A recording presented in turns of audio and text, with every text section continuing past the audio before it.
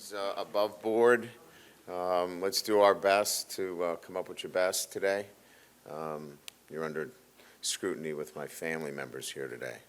So I've made many remarks about this is the best media group in the country. So come through today. There's some pressure on you. Okay? I know how that's going to go with you, Cobble. So it'll be rough.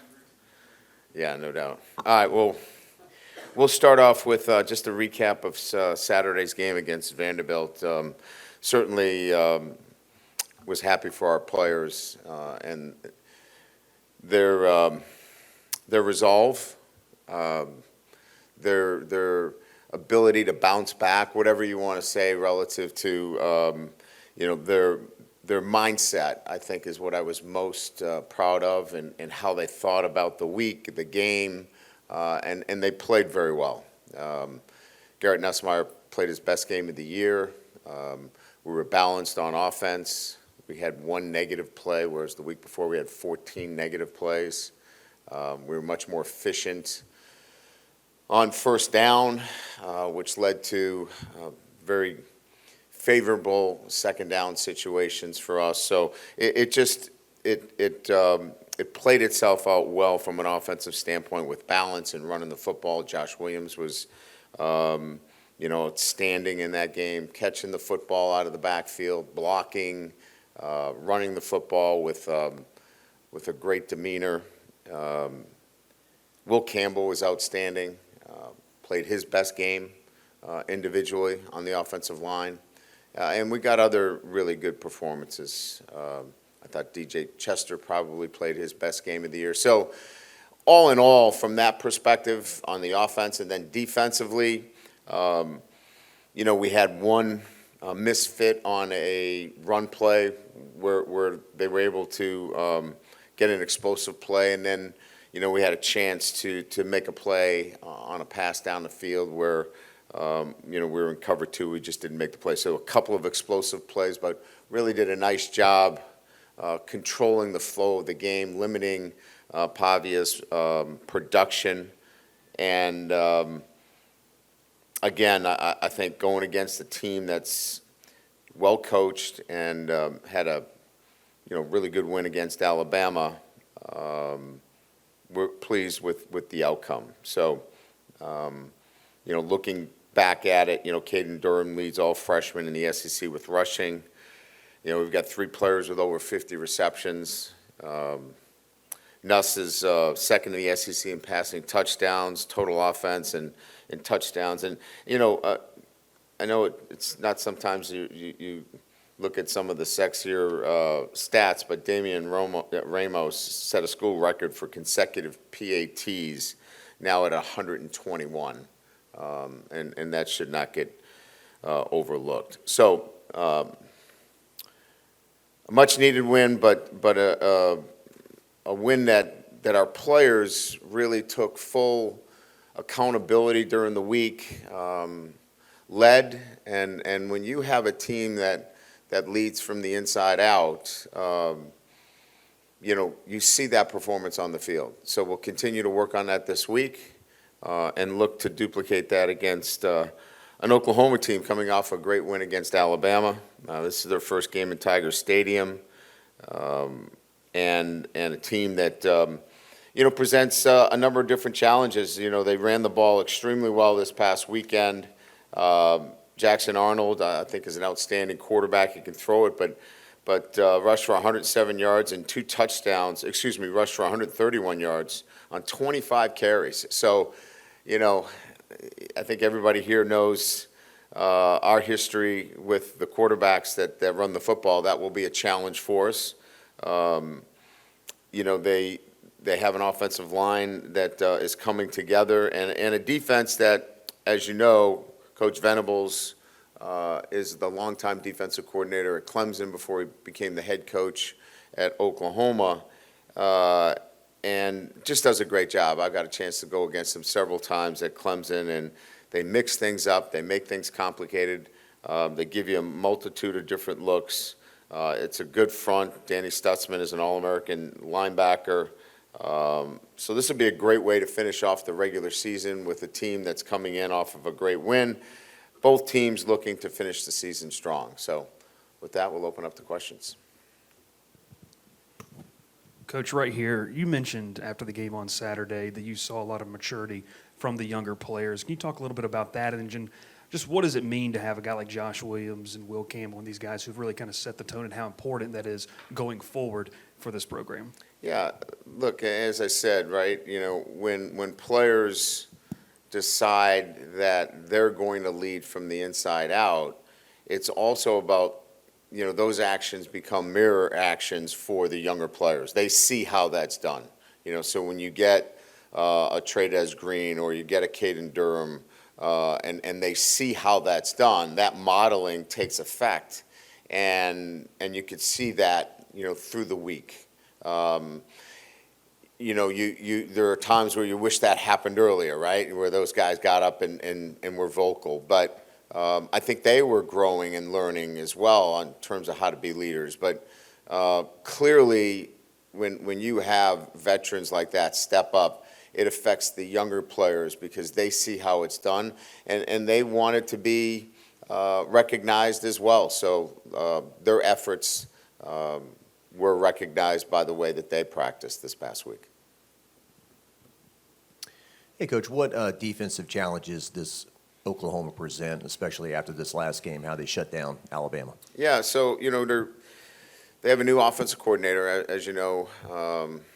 They made a change in the offensive coordinator position earlier in the year, and it really changed the dynamics of the offense. The offense is now, it was averaging close to 85, 90 plays a game. I think they've had 62 plays their last two games.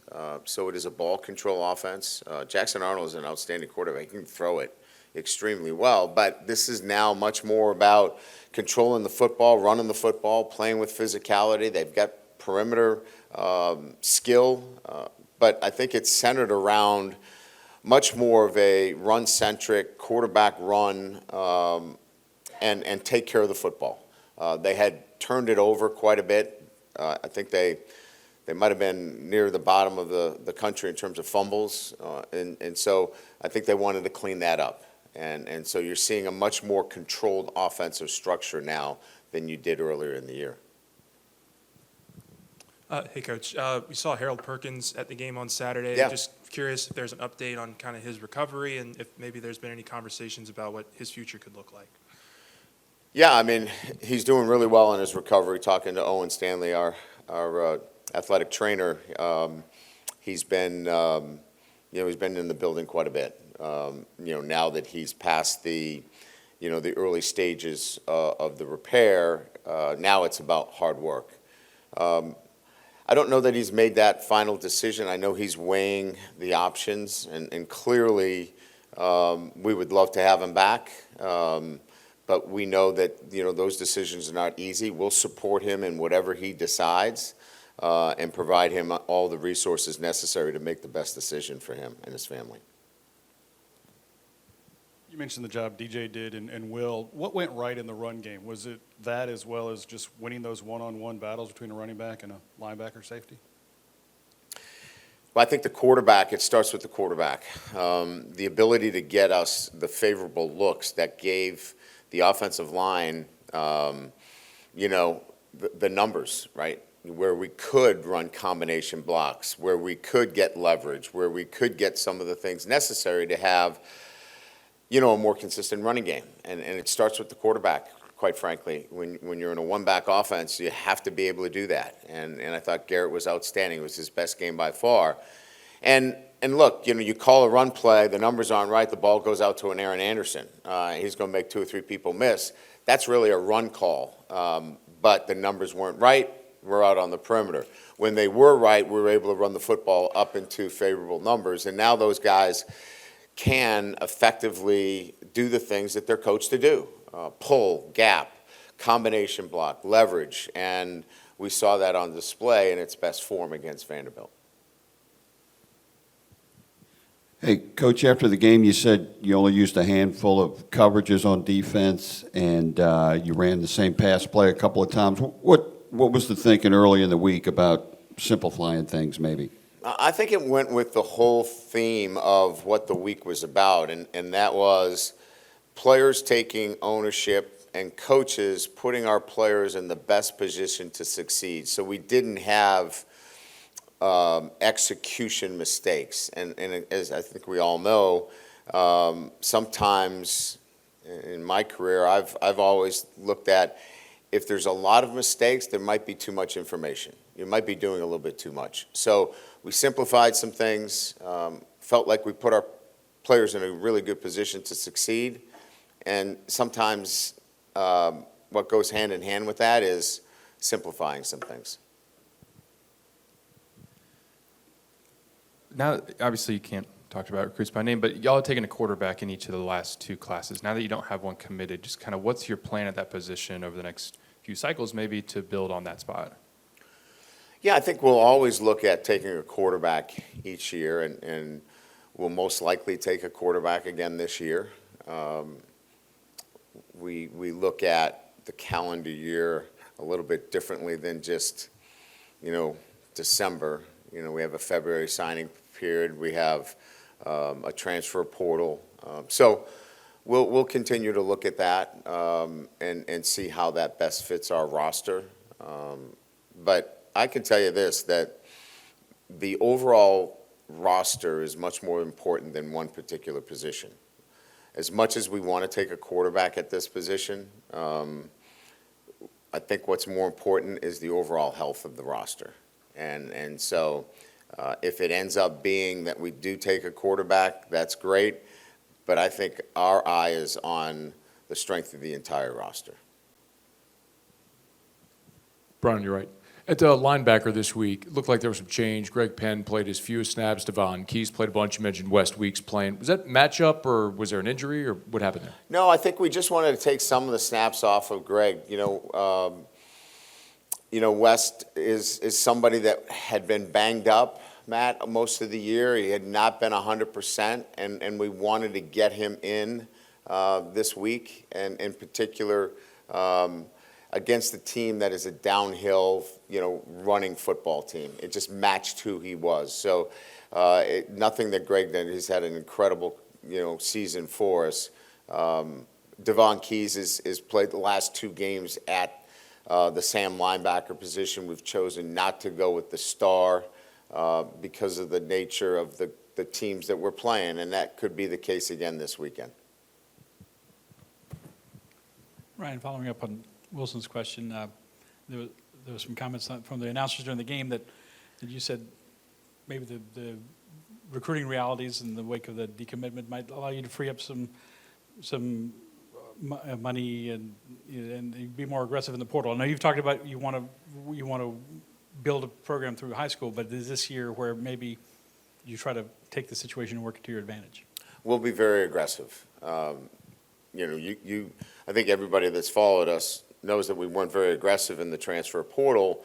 We put together a defensive line using minimal resources.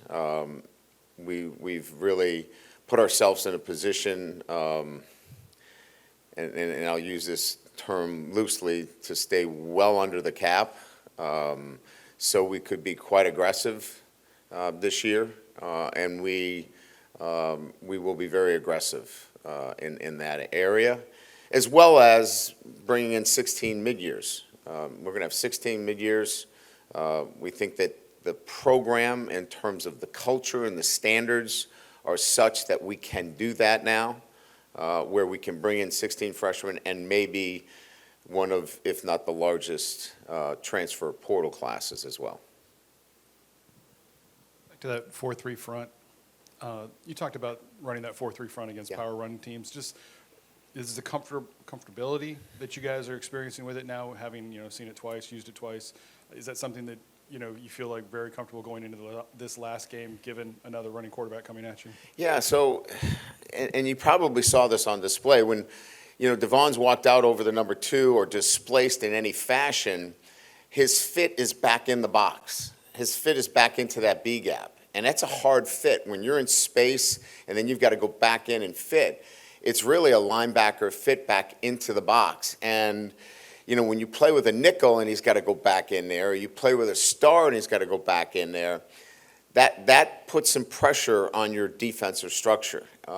Now, The opposite of that is, let's try to take advantage of that linebacker in space. Let's try to take advantage of him in the passing game. And we think Devon is very, very good in space, in awareness. He is a very good spot dropper. He's not a guy that's going to play man-to-man on the number 2 receiver, but he's really good in space. So we just felt like this was the best matchup to give us that kind of gap integrity of bringing him back in on run fits. Coach, you just mentioned how it was important to kind of stay under the, I'm using air quotes here, the cap last year with the transfer portal, but be more aggressive this upcoming offseason. Why was that decision made to ramp up to this upcoming offseason when it came to that stuff? Yeah, all of them are strategic decisions that you make from year to year, and it just didn't present for us in the manner that we felt like we were going to reach last year on some things, and just didn't, I think at the time when we were looking at players that made sense for us, they duplicated a lot of things. We don't have that duplication in the program anymore. So that's why in certain areas we'll be very aggressive. I guess if I could follow up on the whole roster building, can you just explain what that's like? I mean, you're coaching the team right now, but you have a staff that's going to the early signing period, then the portal window immediately follows. So how is all that working to start building the roster for 25? Well, it's Austin Thomas, myself, Frank Wilson in particular, the three of us are working on that on a day-to-day basis. We're having meetings with players, so it starts with retention first of players that have to make decisions relative to whether they're going to move on to the NFL or they're going to stay here. So the first part of that is retaining players that you want. The second part of that is the ongoing recruiting process and bringing players into your program through the recruiting process. The third level is the transfer portal and identifying particular positions that you believe that you need to go out and get a mature player that has played snaps at that position at a level that can impact your roster right away. And then the fourth is, who are the guys that are going to stay on this team? And you're evaluating those players that have stayed above the cut. So there's a lot going on as we continue to work on our football team to get W's and to have positive outcomes. So there's a lot going on right now in college football, and it's caused a lot of gray hairs. It's caused some guys to say, I think I'd rather be doing something else. I'm excited about it. I'm excited about what the roster can look like. I'm excited about what kind of football team we can put on the field. And it's going to be a fun couple of months. You sort of hinted at it there to kind of stay on the topic. With rev share, first of all, do you think NIL here has kind of improved over the last year to the point where you kind of need it to be? And how does that change in any way next year with rev share potentially coming online if the House settlement passes? Well, I mean, I think we can say it's a fait accompli that rev share is here, right? I think the long form from the courts is pretty clear in terms of what that's going to look like. I think everybody has got an idea of what those numbers are going to be. That will kick in, sometime in the summer. It's what you do prior to it kicking in. And that's really where everybody is keeping their cards close. And because that is the accelerator, right? You want to accelerate and be able to retain.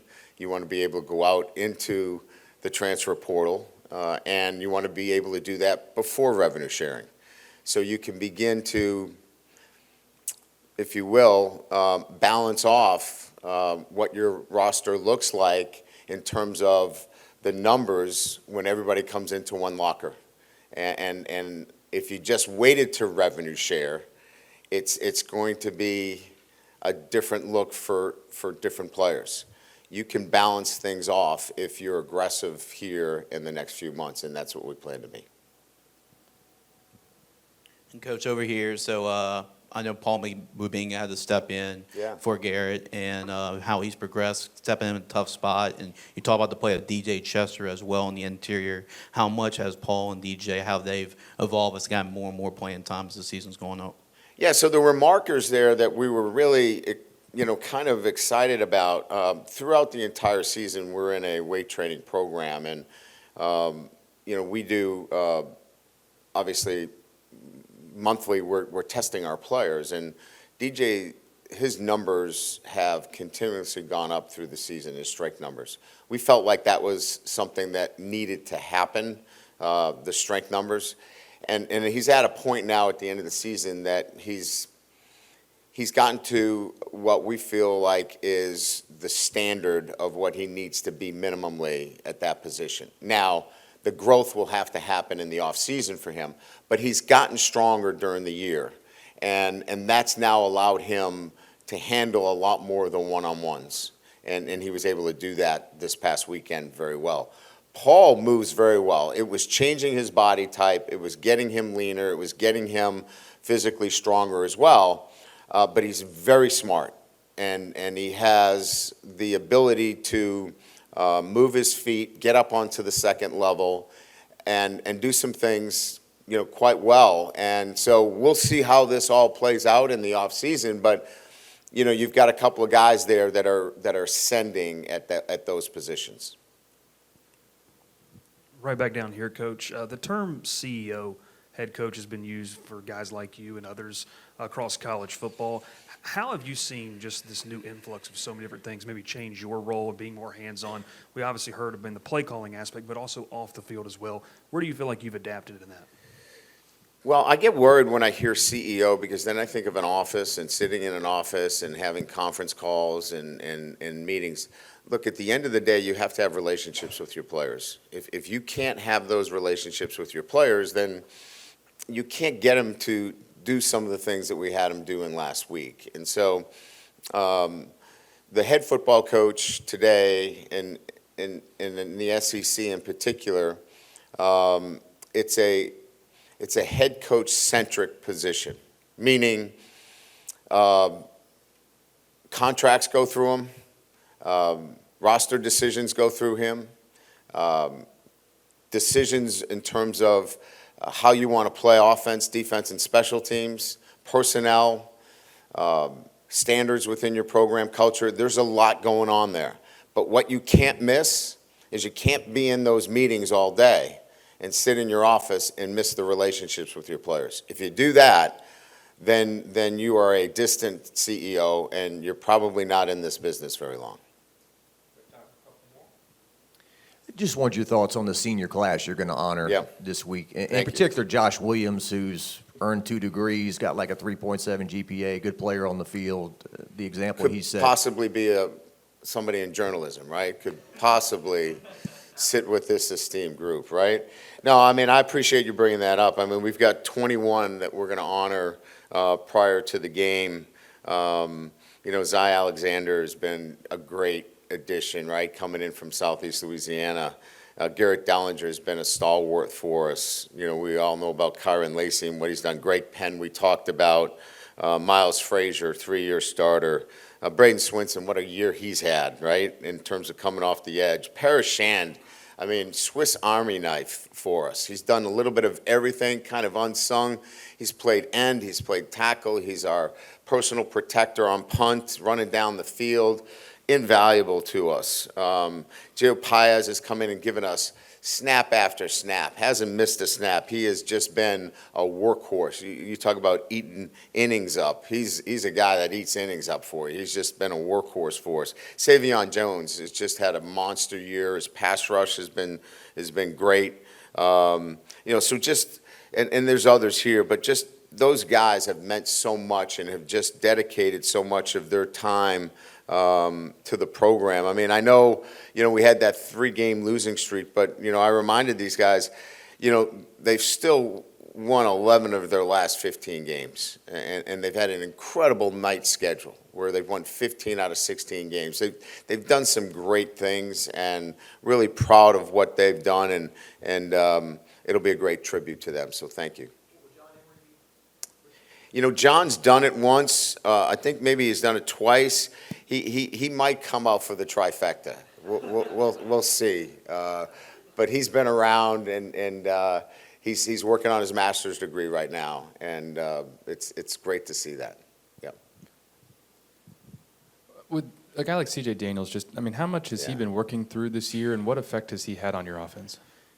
Man, first of all, he's a great leader, and he's been a glue guy for us in terms of consistency every single day, playing through a more significant injury than maybe people realize. He's had a pre-existing condition, a heel injury that is almost a dislocation that I don't know how he does it.